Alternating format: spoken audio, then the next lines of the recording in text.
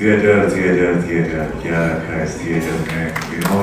19 শতকের বাংলার ধনী ব্যবসায়ী গুরমুখ রায় সেদিন এই প্রশ্নটাই করেছিলেন রঙ্গমঞ্চে রানী বিনোদিনীকে। সেই সময় ঝলঝল চোখ আর তাতে উথলে ওঠা অনেক স্বপ্ন, অনেক বেদনা নিয়ে বিনোদিনী উত্তর দিয়েছিলেন, जान बसती है इस थिएटर में गुरमुख बाबू। থিয়েটারের জন্যই তো বেঁচেছিলেন বিনোদিনী। থিয়েটারের জন্য নিজের মন, প্রাণ, শরীর সবটাই বিসর্জন দিয়েছিলেন। বদলে কি পেলেন, কতটা হারালেন, এই সবটাই বলা ভালো বিনোদিনীর লড়াইকে 2 ঘন্টা 30 মিনিটে বড় পর্দায় ফুটিয়ে তুলেছেন রামকমল মুখোপাধ্যায়। এতদিনে হয়তো সিনেমাটা অনেকেরই দেখা হয়ে গিয়েছে, কিন্তু যারা দেখেননি তাদের জন্যই আজকের ভিডিওটা। বাংলা থিয়েটারের ইতিহাস যারা পড়েছেন তারা এই সিনেমাটা দেখার সময় অনেকটাই রিলেট করতে পারবেন।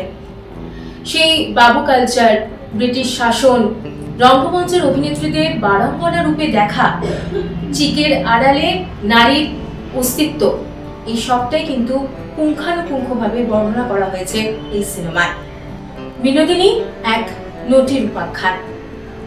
সিনেমার শুরুটাই হচ্ছে বৃদ্ধা বিনোদিনীকে দিয়ে। এক মন্দিরে ঘোমটার আড়ালে দেখা গিয়েছে বিনোদিনীকে। পুরোহিত তার হাতে প্রসাদ তুলে দিচ্ছে। তারপরে পরিচালক নিয়ে যাচ্ছেন বিনোদিনীর ছোটবেলায়। 154 নম্বর কর্নওয়ালিস স্ট্রিট, পতিতার বস্তিতে বেড়ে ওঠা বিনির। সবাই তাকে ডাকতো পুঁটি বলে। ছোট থেকে নাটক, থিয়েটার দেখতে খুব ভালোবাসে পুঁটি। প্রতিটা চরিত্রের পাঠ তার মুখস্থ যে। পুঁটি স্বপ্ন দেখত একদিন মঞ্চে সেও অভিনয় করছে, পাঠ করছে। কিন্তু সমাজ যে তাকে বারবার ঠেলে দিয়েছে পতিতা বৃত্তির দিকে। কিন্তু পুঁটি তার গোলাপকে বলেছে সেই কাজ করবে না, অভিনয় করবে। আমার মেয়েটা পুরো জেদ ধরে বসে আছে, বলছে পালা করবে, বলছে আমাদের ব্যবসা নামবে নি কো।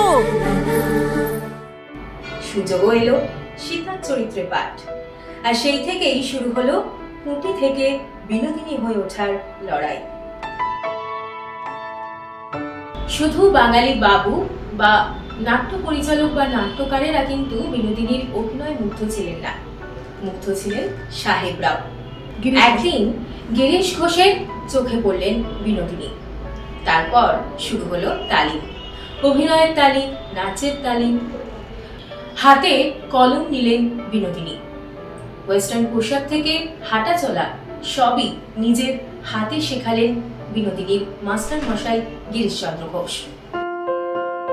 সীতার বিবাহ থেকে দুর্গেশ নন্দিনী, সরোজিনী, নীল দর্পণ একে একে থিয়েটারে মঞ্চস্থ হতে শুরু করলো। বিনোদিনীর অভিনয়ে প্রশংসায় পঞ্চমুখ সকলে। সব শো হাউসফুল। বিনোদিনী শুধু একজন অভিনেত্রী ছিলেন না, নারী স্বাধীনতার জন্য লড়াই করেছেন। ইংরেজদের বিরুদ্ধে রুখে দাঁড়াতে, সাহেবদের গালে চড় কষাতে এতটুকু হাত কাঁপেনি মহিষী বীরাঙ্গনা বিনোদিনী। গ্রেফতার হয়েছে, কিন্তু মানুষ কন্যা বিনির যে বারবার ঢাল হয়ে দাঁড়িয়েছেন গিরিশচন্দ্র ঘোষ। আরেকজন ব্যক্তি রাঙাবাবু।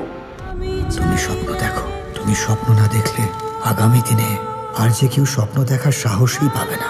কুমার বাবুর প্রেমে পড়েছিলেন বিনোদিনী। নিজেকে সঁপে দিয়েছিলেন ভালোবাসার মানুষের কাছে। তার বাড়ির লক্ষ্মী হতে চেয়েছিলেন, কিন্তু বিনোদের মতো মেয়েকে তো সমাজ বাড়ির লক্ষ্মী করতে চায় না।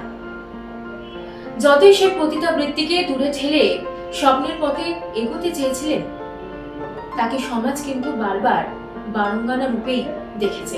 বিনোদিনী গুরমুখ বাবুকে স্পষ্ট বলেছিলেন, বিনোদিনী বিকাও নয়। থিয়েটার ছাড়া কিছুই ভাবতেন না বিনোদিনী। স্বপ্ন দেখেছিলেন তার নামে থিয়েটার হবে, বি থিয়েটার। তাকে স্বপ্ন দেখিয়েছিলেন গিরিশচন্দ্র ঘোষ। সেই স্বপ্নে ভেসে নিজেকে সঁপে দিয়েছিলেন গুরমুখের কাছেও, কিন্তু বদলে কি মিলল? প্রতারণা।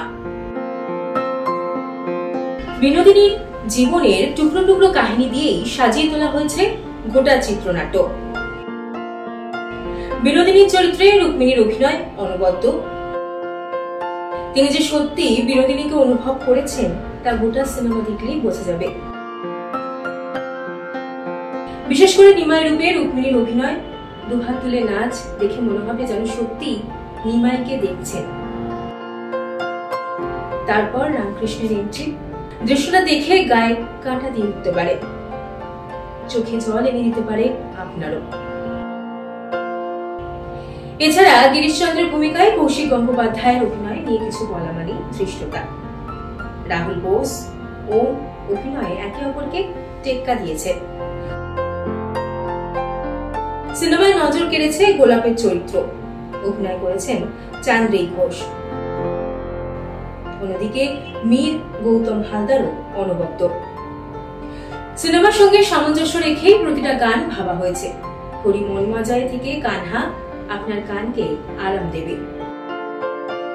তবে কিছু কিছু দৃশ্যে অতি নাটকীয়তাও রয়েছে।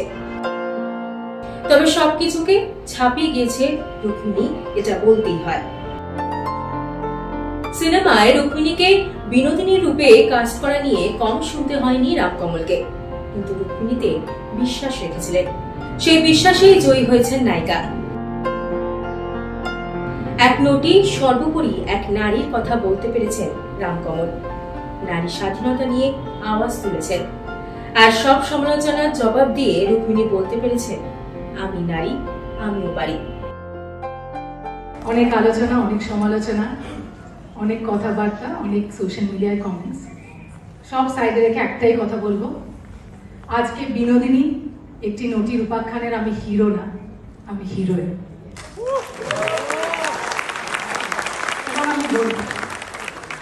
আর আজকের পর কোনো হিরোইনকে যাতে কোনো ডিরেক্টর না এসে বলুক যে তুমি এই ছবির হিরো, সে যাতে এসে বলুক তুমি এই ছবির হিরোইন।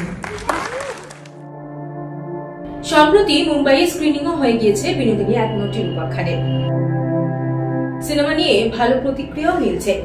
এক সপ্তাহের হিসেবে 60 লাখের কাছাকাছি আয় করেছে এই সিনেমা। সেদিন বিয়ে থিয়েটারের স্বপ্ন পূরণ হয়নি বিনোদিনীর, তবে স্বপ্নটা নতুন করে দেখেছেন রামকমল এবং রুক্মিণী। সেই স্বপ্নই 141 বছর পর পূরণ হলো। সার্থক হলো বিনোদিনীর লড়াই, একই সঙ্গে সিনেমার গোটা টিমের লড়াই। বিনোদিনীর থিয়েটারে বসে বিনোদিনীর জীবনকে দেখলেন দর্শকরা, বিনোদিনীর লড়াইকে অনুভব করলেন। আর এখানেই কোথাও হলেও রামকমল জিতে গেলেন রুক্মিণী।